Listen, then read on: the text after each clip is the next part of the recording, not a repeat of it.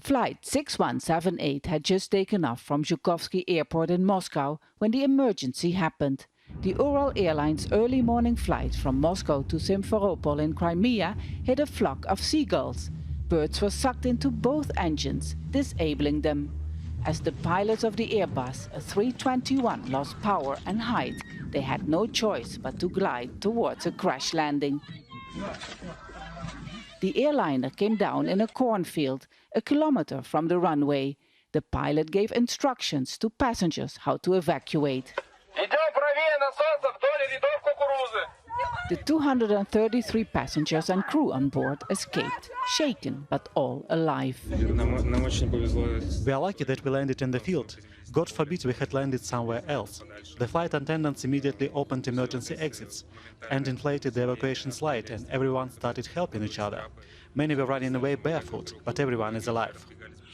Tens of passengers needed hospital treatment. Some are badly bruised. One 21-year-old suffered a head injury.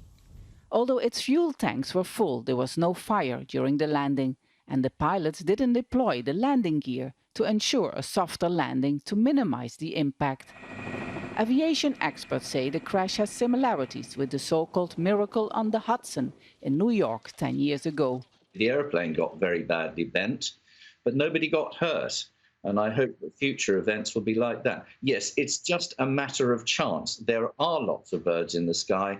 If a big flock of big birds hits both engines, then you are committed to a forced landing.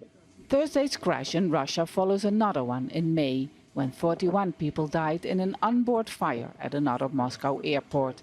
In June, 2 people died when an airliner burst into flames when it overshot a runway in Siberia. Another crash is raising concerns about the safety record of Russian airlines, but these pilots and crew are being hailed as heroes for saving the lives of everybody on board.